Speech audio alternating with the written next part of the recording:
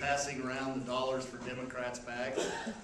We got some great candidates, and the way to elect them is to give them some resources. And of course, this event did cost us some money, so we'd ask you to be generous in helping us. Also, those of you that have ethics petitions and fair boundaries petitions, the deadline's coming up next week, and so we need to get those in. I noticed the fair boundaries people are here today. Lou is collecting petitions for the ethics petition, so if you get those in. Very quickly, I want to thank some people. I want to thank Don and the convention committee. They've done a great job in preparing for this. I'd also like to thank John Miles, John Canchola, and Sarah Lindbergh for running the softball dinner last night. Many of you were there. They did a great job. Appreciate those three individuals. Like to give them a hand.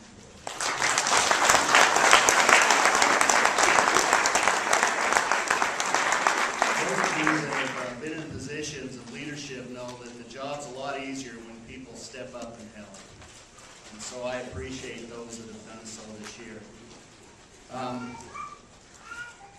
Most of all, I'd like to thank the great slate of candidates we have in Weber County this year. You know,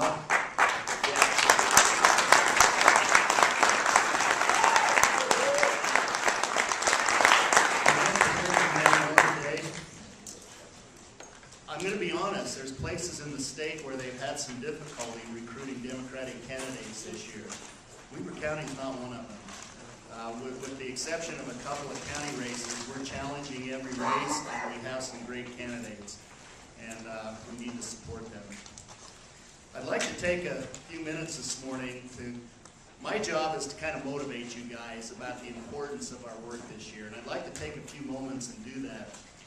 Before I start, I'd like to consult my notes. Don't use a telephone.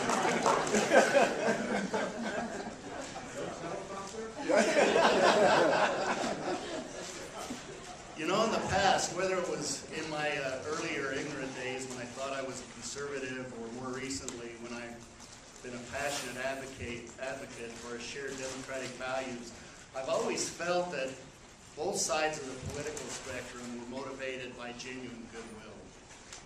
I've always resisted the idea of good guys and bad guys in political discourse, and I've always felt that good compromise between the parties produces the best results.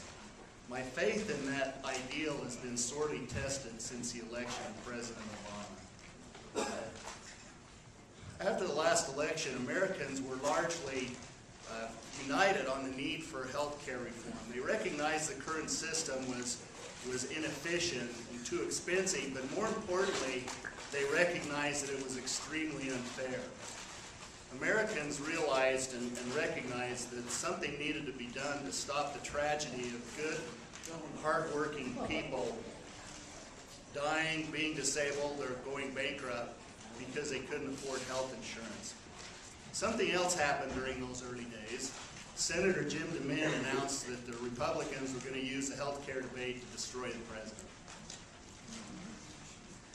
You know, early on, a few Republicans did cooperate.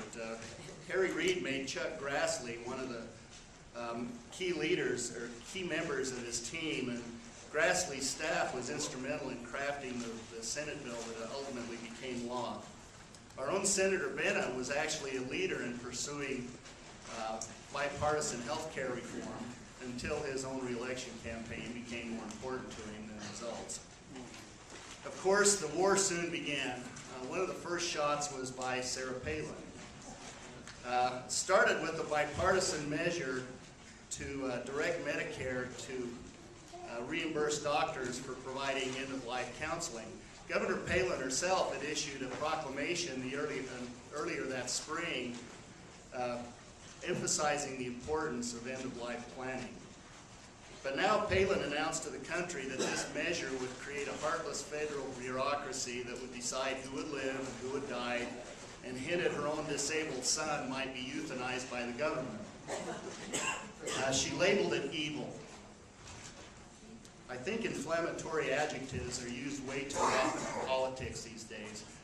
But if the label of evil is deserved at all, it should be applied to the act of using lies and distortions to falsely accuse somebody else of evil.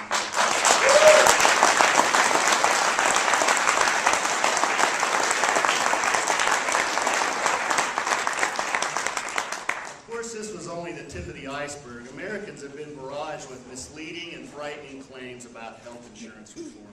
Senator Grassley himself, who was so instrumental in crafting the bill, told Iowans during the summer town hall meetings that the Democrats wanted to euthanize grandma. The summer town hall meetings. Like many of you, I attended the one Rob Bishop held here in Ogden. One participant in that meeting stands out. After relating how he was saved from a life-threatening illness by our wonderful local healthcare providers, he made the following statement. I took responsibility for my own health care. Everyone else should do the same. Although I'm glad this man was saved, I have to say I don't believe I've heard a more hypocritical utterance in my entire life.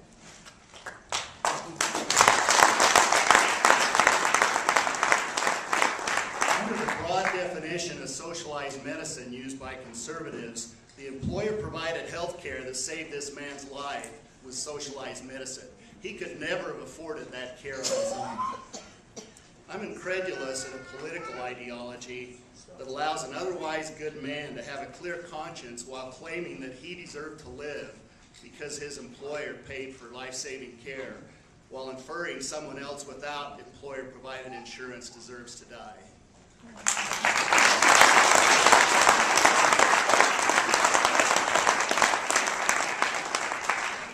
The change in attitudes resulting from this healthcare debate is really quite discouraging.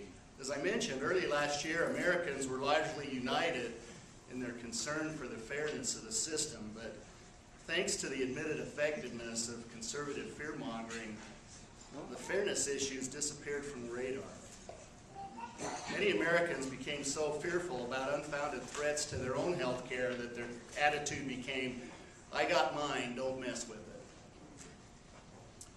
The Reverend Jim Wallace, who I consider one of the great Americans of our day, has written, we're asking the wrong questions coming out of the Great Recession.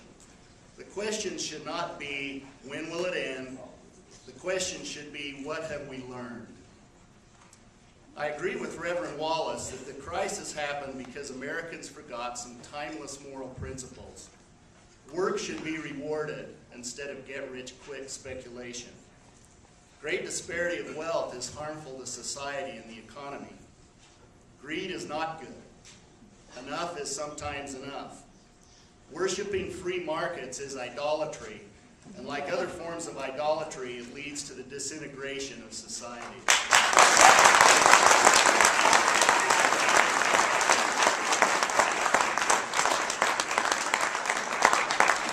Care for the community is more important than heedless pursuit of self-interest.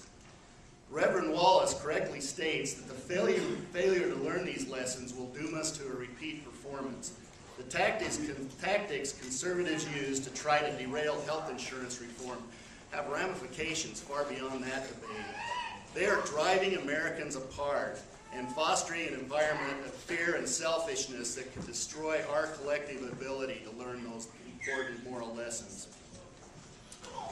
The final anecdote I'd like to relate happened in the Utah legislature a few months ago. I'm referring to a debate between Phil Reeson and Carl Wimmer over the bill to declare any changes to the healthcare system null and void in Utah. Mr. Reeson, in a very calm, reasoned voice, asked Wimmer if he was okay with poor and disabled children in Utah possibly losing their health care if the bill passed. I won't bore you with Wimmer's response. My main purpose is to relate what happened after the meeting. As poor mothers and families with disabled children filed out of the hearing room, dejected at the outcome, one woman, a conservative ideologue, came out all smiles. When asked by a news reporter about the children and families around